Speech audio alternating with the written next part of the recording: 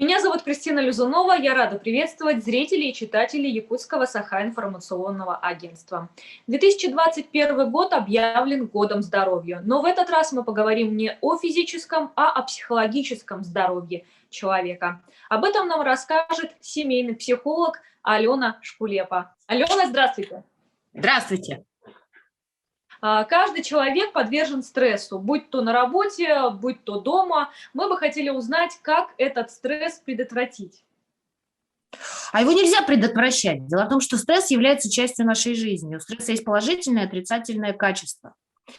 Положительное качество в том, что стресс заставляет нас развиваться, расти, жить, вставать с постели и так далее. А отрицательная часть стресса – это та, которая мешает. Я так понимаю, что все-таки про отрицательную часть стресса вы говорите, да? Да. Снять ее можно следующим образом. Во-первых, нужно понять, собственно, что является стрессом для конкретного человека, потому что очень часто реакция на отрицательную часть стресса – это наша собственная какая-то реакция, наше собственное представление о каких-то вещах, событиях и так далее.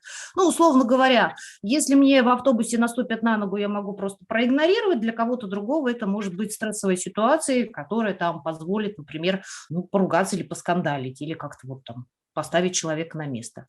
Поэтому тут вопрос первый. Нужно разобраться с тем, что для вас является стресс как таковой. И второй, почему вы так реагируете. Вот этот вопрос достаточно важный. И после того, как мы выяснить, почему человек реагирует так или иначе, есть всякие психологические упражнения, которые позволяют с этой штукой поработать. В том числе поменять свое мнение к той или иной ситуации стрессовой, которая происходит. Вот так. Вы сказали про положительную сторону стресса. Вот про это я слышу впервые. А можно вкратце об этом? Ну, смотрите, мы с вами работаем, например, на работе.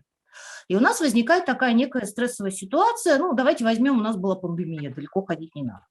И компании, например, нужно было очень быстро менять как-то структуру, быстро перестраиваться для того, чтобы все-таки не вывалиться из этой обоймы и вообще не потерять бизнес. Стрессовая ситуация. Стрессовая ситуация. Позволила она некоторым компаниям, она позволила очень быстро переформатироваться и стала двигателем. Некоторых, правда, она вытеснила совершенно с рынка. Ну, собственно, это такой нормальный процесс, связанный с конкуренцией. Но в данном случае положительная часть стресса позволила людям быстро сориентироваться и найти разные какие-то новые варианты развития. Вообще, если мы говорим с вами про стресс, в частности, про агрессию в том числе, то это такой биологический механизм, который позволяет нам выжить.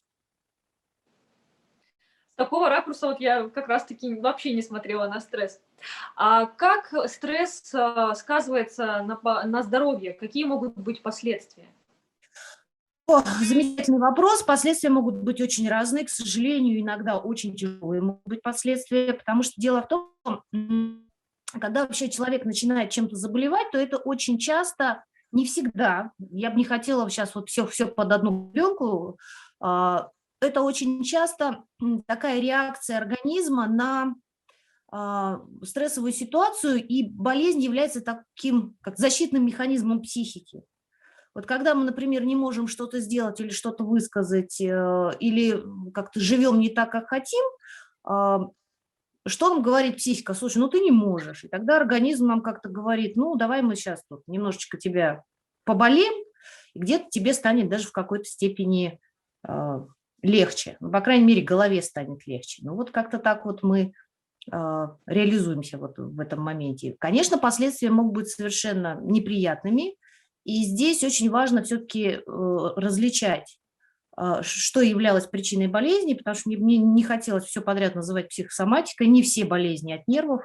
Экологию никто не отменял, окружающую среду никто не отменял, и вообще медицину далеко никто не отменял. Но здесь вопрос, если это действительно очень сильно мешает, ну тогда с этим надо разбираться. Вот так. Если стресс становится постоянным, где вот эта грань между нестрессоустойчивостью, да, как сейчас принято говорить, что даже в резюме нужно писать, что ты стрессоустойчив, и депрессии? Где вот эта грань понять, у тебя еще все стресс или у тебя уже затяжная депрессия? Если мы с вами говорим про затяжную депрессию и про стресс, то здесь очень хорошие маркеры, во-первых, депрессии. Депрессия – это действительно патологическое состояние, и там есть такая замечательная депрессивная триада, когда у человека снижаются умственные способности, то есть человек реально тяжело думать.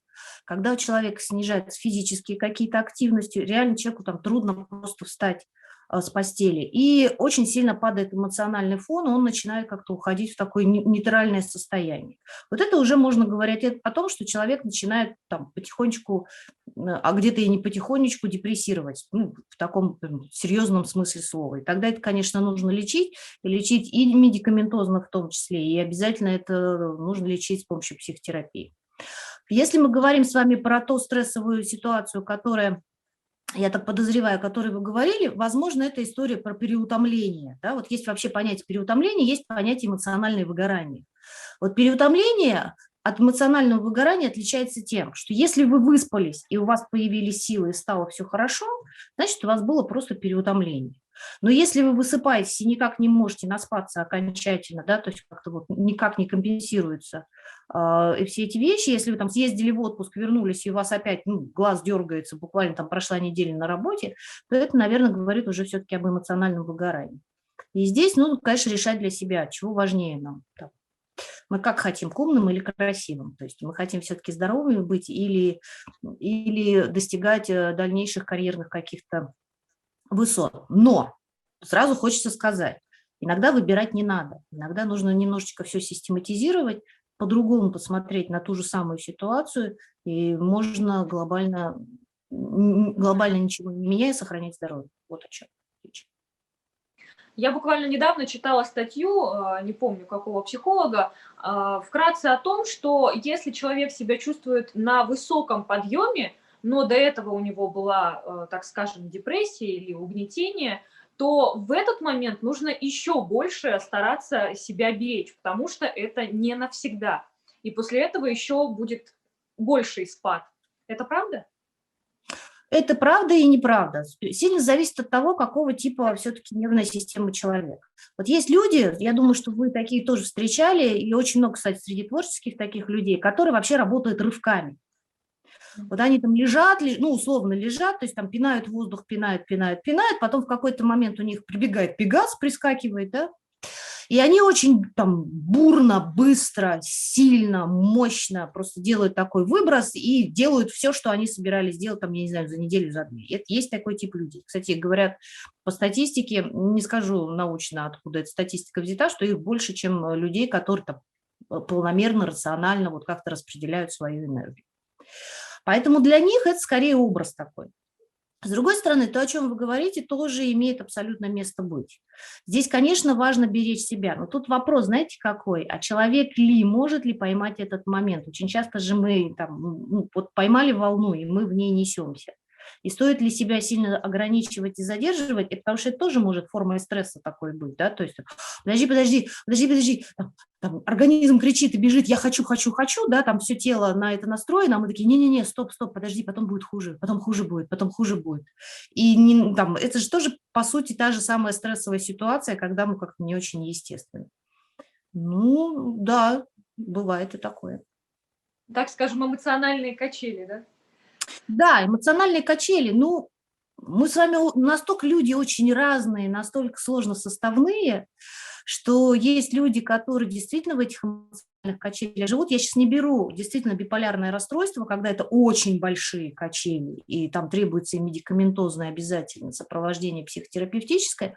А есть люди, у которых эти качели, ну вот они не требуют подобного лечения, ну вот так человек живет. Почему бы и нет?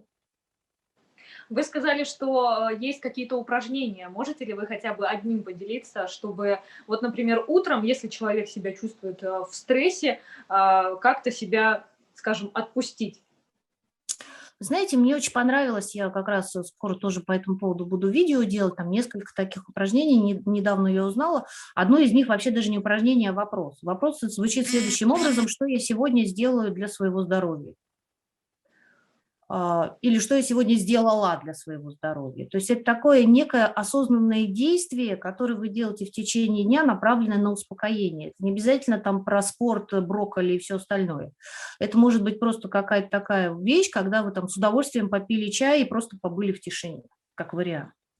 Есть и упражнения, которые с утра в стрессе, это, конечно, жуть, если я с утра уже просыпаюсь в стрессе, это какая-то такая не очень Это прям про выгорание очень сильно, мне кажется, такая история. Тут как себя настроить, чтобы его снизить прямо сейчас, я, честно говоря, затрудняюсь вам такое упражнение дать. Ну, наверное, для начала все-таки потянуться и встать пораньше, чтобы настроиться на этот день. Очень неплохо работают, если вы понимаете, что у вас будет тяжелый день. У меня, кстати, был такой период в жизни, когда действительно была очень тяжелая работа, надо было очень быстро, много, сильно и так далее всего достигать. Я просто с утра говорила себе о том, что, слушай, Алена, все будет хорошо. И на самом деле день проходил как-то спокойнее. Главное это сказать, не пробегая мимо, а глядя в зеркало себе в глаза, и с эмоцией, с чувством это нужно сделать. Есть еще вещи, которые настраивают на работу и как-то снижают стресс. Знаете, мне очень нравится такая тема с некими приметами, которые придумали мы сами, или с некими талисманами, которые придумали мы сами. Да, то есть это там не из разряда какой-то мистической вещи, а из разряда той штуки, которую бы, беря в руки или видя перед собой, вам становится легче и теплее. Не зря же говорят, на рабочем столе хорошо бы, чтобы были какие-то такие приятные вещи, которые смотришь и как-то вот успокаиваешься. Тоже вариант, который, ну, так вот, может поснижать стрессовую ситуацию. Ну и если у вас очень высокострессовая работа, вы понимаете, что вы не можете с нее уйти, вы должны ответить себе на следующий вопрос. Почему я здесь до сих пор и какую пользу эта работа мне сейчас приносит, то есть какие максимально плюшки я из этого могу взять. И третий вопрос, который вы можете себе задать, до какого момента вы готовы это терпеть. У меня тоже такой в жизни была работа, когда реально, если заставляла на ней работе, были обстоятельства, которые не позволяли мне просто там встать и уйти. И вот эти штуки мне очень помогали, то есть уже не было ощущения, что ты приходишь на работу и все, конец света. Ты понимаешь, почему ты приходишь, ты понимаешь, почему ты эту жертву приносишь, и как-то все становилось легче и проще. Значит, у психологов тоже бывают трудности, да? Ну, слушайте, это старый миф, вот это вот хэштег «ты ж психолог», да, это ты ж мать, и со всеми и же с ними. Ну, слушайте, конечно, бывают, почему нет? Тут другой вопрос, что мы, ну, просто с профессиональной точки зрения чуть полегче с ними справляемся. Скорее, там, просто зная какие-то механизмы. А сказать, что там, слушайте, ну, мы же люди, хочется прям такой хэштег сделать тоже. Психологи тоже люди. Ну что ж, ваши пожелания стрессующим и не стрессующим. Друзья, берегите себя, задавайте себе вопрос, что я сегодня сделал для своего здоровья. Скоро у нас весна, уже солнышко на улице. И я думаю, что это такой лишний повод, лишний раз, да, там такой замечательный повод лишний раз выйти и как-то хотя бы подышать. Спасибо вам большое, Алена. Я надеюсь, что все ваши советы пригодятся нашим зрителям и читателям. И все будет с ними прекрасно. Я тоже на это очень надеюсь. Приходите, пообщаемся. Буду рада всем. Спасибо вам. Всего вам доброго. Спасибо.